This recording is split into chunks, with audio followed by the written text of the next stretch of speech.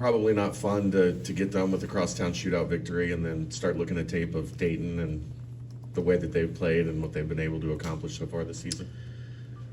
So, as I just said to Tony on the radio, ever since we woke up on Sunday morning, we've turned the page. And that's not to minimize what the crosstown shootout means in the community. I'm not trying to do that at all, but, there's no time to dwell, or if you struggled, there's no time to dwell. If you have success, there's no time to celebrate anyway, but especially not this year, because the next opponent's one of the best basketball teams in the country and has already proven it this year. So, we got our hands full this week preparing for a great basketball team, and that's been the mindset of our program since Sunday. Offensively, Dayton's one of the most efficient teams in the country. What have you seen from them on film?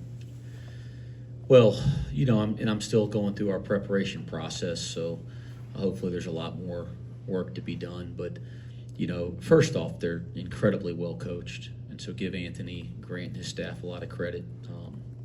But, they are just they're very skilled. They're very, very dynamic at guard. They have a ton of guards, and I won't start naming names because I don't want to offend somebody unnecessarily, but there's a ton of guards, whether it's point guards or, guys like Cheeks, who've really improved as a guard on the perimeter. I mean, he's a guy that, we weren't really worried about a year ago on the offensive end other than cutting an offensive rebound. And, look at what he's doing now. But, you can go up and down their perimeter, and they're just so skilled. They're so tough. They do a great job of putting pressure off the bounce. They obviously shoot it incredibly well. They have two guys they play at center that both are very different, but are both very, very effective and different in terms of how they use them. We've played against Key before when he was at Ohio State, and they have a freshman, international freshman that's a 7-footer skilled. You go up and down. And Santos is incredible, one of probably the best forwards in America. You go up and down the roster, they have really, really good players, tough players. They play at a really nice pace. And then Anthony's done a really good job of having them organized and ready to play the right way. How impressive is it to you what they've been able to do, considering they lost a significant portion of what made them so good last year, to be able to quickly retool on the fly like he has? Yeah, I think it's been I think number one, there's a great combination of retention and some new guys that are impactful. But look at Malachi Smith. I get his first name right there. Yeah. Okay. I don't want to offend anybody because I think he's damn good. But he's a guy they lost a year ago to injury, and he's back. So he's not necessarily a new player in their program. He's been there for a long time, and he's a terrific point guard. So they get a guy like that wasn't on their team last year, but he's been in their program. They bring a lot of guys back off of that team last year that was a top 20 team in America.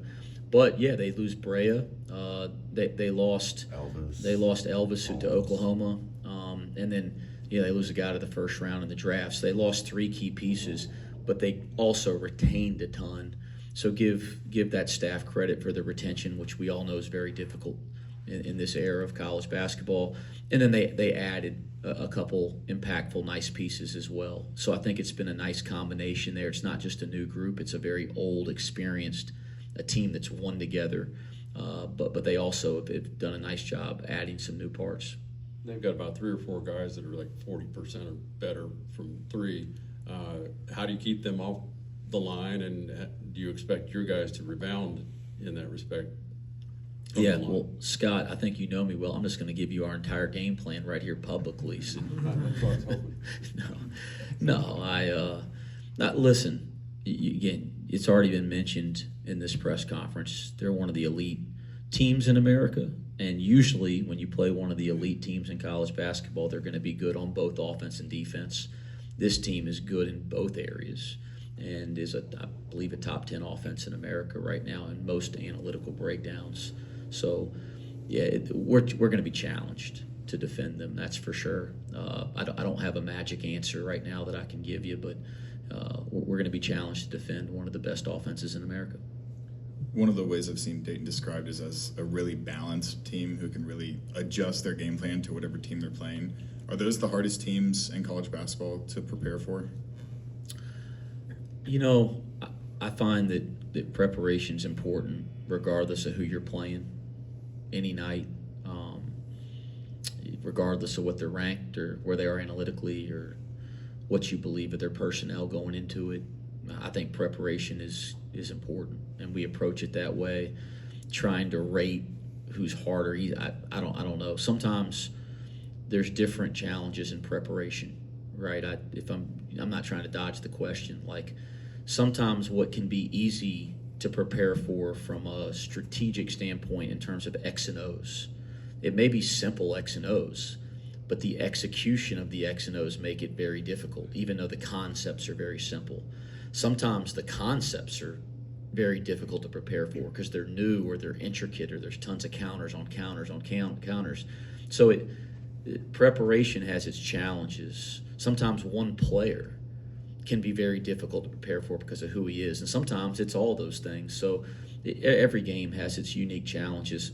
My goal is to make sure that we never lose sight of who we are and our identity, that we're always continuing to grow within our identity as a team and a program, and that we do a great job at the same time preparing for the next opponent. And that's the challenge we have for every game that we play. Everybody liked the atmosphere here Saturday. What do you tell people to get that down there? Yeah, I said this on the radio a minute ago, and so I'd love to get the word out there. Sometimes it's good to have a press conference in the middle of the week, but last year we played this game, and I've heard a lot of things around town. I don't care what you think about the arena and the venue. To me, it doesn't matter. It's 94 feet. There's 2 goals that are 10 feet high, and we're playing one of the best teams in college basketball, and we're doing it here in Cincinnati. Last year there was more Dayton fans than there were Cincinnati fans in there, and I'll take credit first. Like, we didn't give the Cincinnati fans that did show up a whole lot to cheer about. We didn't play well.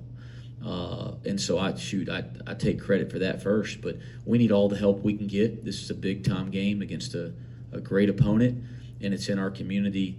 So please come out. I'd like to think that we'll have more. I saw something. Somebody told me that this is considered a semi-neutral game, not really a neutral game because it's in our community. Well, if it is semi-neutral to the committee, to the NCAA tournament committee, well, then dang it, we should have a semi-advantage, but we know Dayton's fans will make the drive, so we got to make sure that our fans come out in full force. What we saw in this environment in Fifth Third last Saturday and what we've seen at times last year during Big 12 play, this is one of the most special fan bases and environments in all of sports. That was incredible. I'm appreciative, thankful, grateful for that. Our players are. The part of me that always wants more just wants it more consistently, and that's who I am as a coach. That's why I'm a pain in the ass to the guys I coach. Is you can play great. Like Aziz, I was on his behind yesterday in practice and I thought he had one of the best games I've ever seen him play in college on Saturday.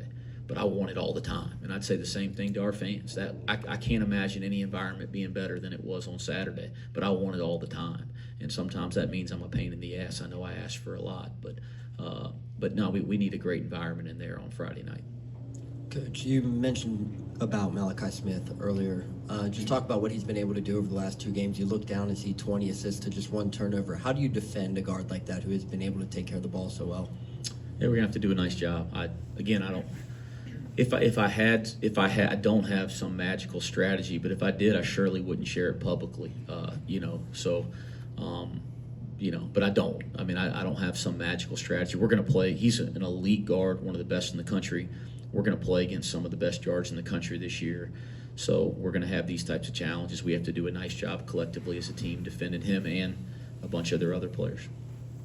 Wes, you guys are 11-1 in games where Z scores double figures. He's coming off a season high, I think 33 minutes.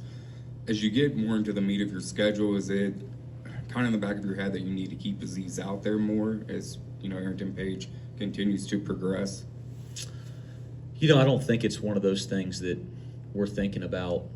He's got to play X amount of minutes, and this guy's got to play X. I think we've said it all along.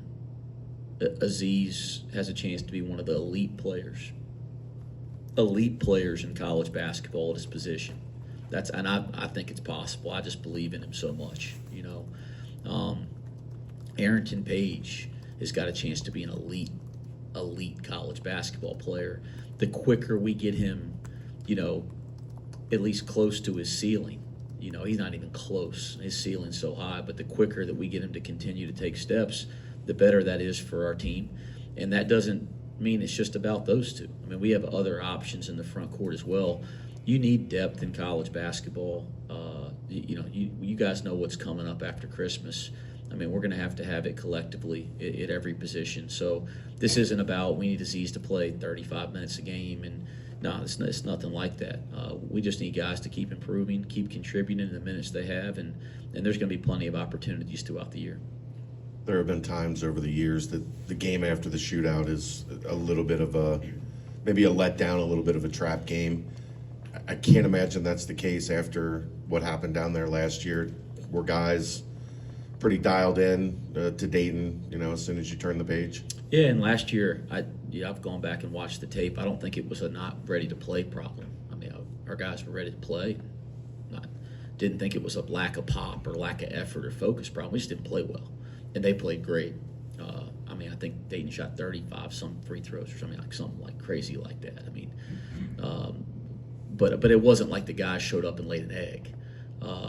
So no, I don't have any experience with what you're talking about. I'm not saying that's never happened before, but as I said, you guys are great at the narratives and all that kind of crap. I'm about the next day, and I don't have any reason to think that our guys won't be ready to play because of what happened, a couple days ago. Had a 7-guy rotation the second half. Page got 3 minutes against Xavier. Was that a conscious decision going into the final 20 minutes, or maybe in the final 20 minutes when things were really tight, that you said, I want to keep my starters out there a little longer and lean on those guys? Yeah, well, number one, they're all conscious decisions, I hope. Like if I ever make an unconscious decision out there, guys, number one, that'd be impressive. If I was unconscious and made a decision, that'd be very impressive. I'm just picking. But no, we didn't come out of, I think what you're really asking is we didn't come out of halftime saying we're only going to do this or do that. But I think sometimes when you're coaching a game, I've talked about this with you guys, you're going to break script and substitution pattern based on some things that you're seeing out there in the game. And I think the minutes that we played Aziz just had a lot to do with how well he was playing and how good he looked, and he didn't look fatigued or anything like that, and I thought he was having a real impact on the game. How much does it help? I think you have a few more guys that were at least at that game last year. How much does that help, that experience of being down there, playing them? I know it's different teams and all, but just the experience of it all. I don't know. I hope having some wisdom and experience is helpful. I say it all the time. Like when I was a first-year head coach at 27 years old, I'd have told you that shit doesn't matter. Wisdom and experience, I didn't have any of it. But now after year 14, I'd like to tell you that, 14 years of experience probably matters. I hope it does. Scott, I'm just messing around. I don't know. I don't know. I can't waste my time and energy on things that don't impact our growth or our preparation. If we get down there and wisdom and experience of having that experience makes us play good, I'll be happier than you guys. But I honestly don't know. But I hope if we had guys that had experience, it's a positive thing. Hickman had a solid shootout. Do you think that's something that's going to springboard him from the rest of the year, pretty much? I felt like Connor Hickman was really good in our summer practices. I thought he was really good in our fall practices, and thought he's had some really good moments. So he's been springboarded to me already. I think the guys have a lot of confidence in him and believe in him. And, when Dan was out, Day was out, he got different kinds of minutes too, not just extended minutes, because he could play extended minutes all year, but he had to handle the ball in a different way as our lead guard when Jizzle wasn't in the game. he had to take on different kinds of defensive assignments. And so, again, I think we hated having Day and Dan out, but I think that allowed for some rapid growth for him in other areas. But we think he's terrific and really proud of him. And but if he'd have played poorly, which he didn't, I probably should have mentioned him too. I thought he played pretty well there. Other than the 2 missed layups, I thought he was pretty dang good. So even if he played poorly, I sit up here and say the same thing because get to see it every day in practice. Coach, I know you said you're not worried about Jizzle after Saturday's game. What's been your message to him these past couple of days after, 0 for 11 from the field and kind of struggling? Yeah, I watched the tape together. We watched every possession he played together, one-on-one. And, number one, am I not worried about him? I'm proud of him. Like sometimes you got to, think about this in a different way. I'd ask you guys to go back and watch the tape. And when he was 0 for 5, did you think he changed the way he had played the game? When he was 0 for 7, did you think he changed the way he played the game? When he was 0 for 9, did you think when he was 0 for 11 and he got to the free throw stripe with 2 big free throws, could you tell he was 0 for 11? And I think that speaks more to him as a winner and a competitor than whatever his shooting numbers were that night. I actually thought it was a sign of how damn good of a winner he is and how damn good of a player he is. Most guys in a game like that, and I'm talking about good players, competitive players, if they have a night where they can't buy one, it's going to affect them in every way. It's going to affect how they defend. It's going to affect their mentality, their leadership, their approach. You would not be able to tell a difference watching Jizzle play the game. I think that says that we got a damn good point guard and a damn good winner and a Bearcat in Jizzle James. So not only am I not worried, I was proud of him. I think it says a lot about the type of player that he is, and he got good looks. I think he was 3rd in the nation in mid-range efficiency last year, shooting the ball in the nation. So we know he can shoot the basketball. His shots improved all year. I got 0 worries the ball's going to go in, but I was really proud of how he played when it didn't, and I think that's one of the reasons we won the game. Do you ever go 0 for 11? Went 0 for 6 in Madison Square Garden one time in the preseason NIT against Gonzaga, and I was not tough like Jizzle James. I let it affect me. So I wasn't as tough as him. I wasn't as good of a winner as him, and we lost the damn game. So there you go. Okay. If I'd have just made one of them, we'd have won, and I didn't. And I got a lot of friends and teammates and even some coaches that like to remind me of that. Okay. But no, that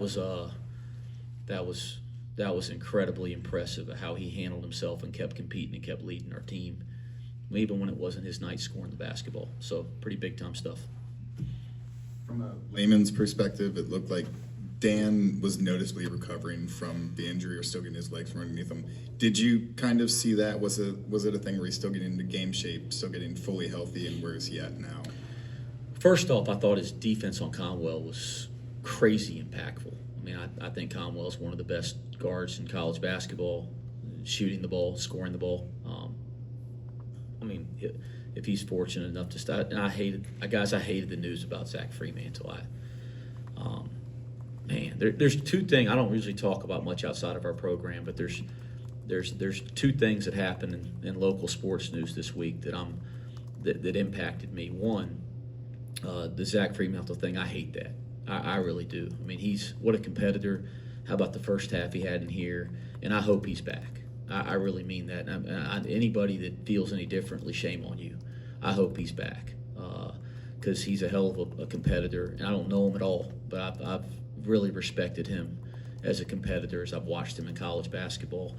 And the second thing, more lighthearted here, is how about those guys on our football team coming back? How great is that? I mean that. Like I was so freaking excited. I saw Dante Corleone in the elevator. I gave him a big old hug. I mean, and if you guys haven't got to know him, what a terrific kid. The Godfather's my favorite movie, and every time he gets a sack or something, I'm like, I love it, man. The Godfather's that dude. I love it. I love seeing him around the hallway. And then I loved how those guys were supporting us. I didn't see it during the game, but I saw it on the tape, them running out in the court. And,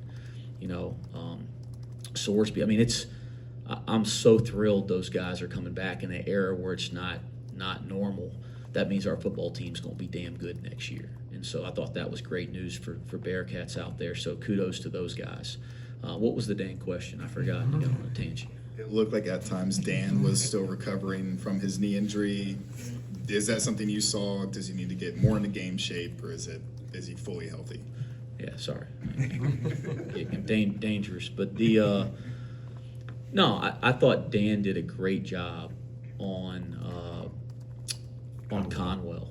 I really did. I thought Conwell had a really hard time getting free and getting clean looks. I know he got the 2 threes at the end of the game, but outside of that, I thought Dan made his life really hard, which was a huge key to the game for us. And he had to extend a ton of energy to do that. He's great. I mean, you saw the dunk at the end of the game. He looks great. He's moving great.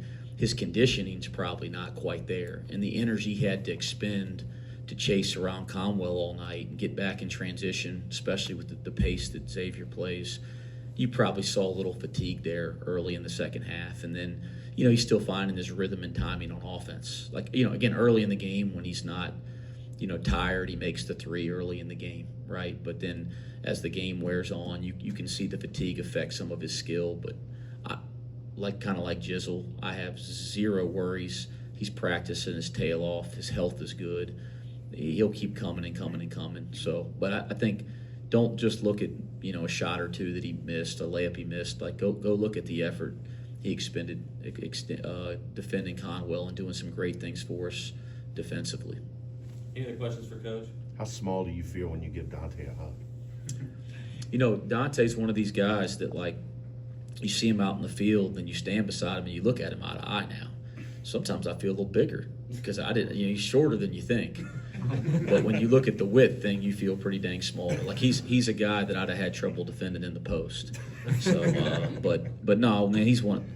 I always said my first year you'd be in the hallway and run into Sauce Gardner, Des Ritter, and like those guys. You wouldn't have known that those guys were who they are. They just were normal guys. They were normal Bearcats, right? And Dante Corleone's one of those guys that represents this department and this university and this city the right way. And it's been cool getting to know him over the years. I was so excited he came back, and Brendan Sorsby, and I was really excited about that. Thank you, Coach. Thanks, guys.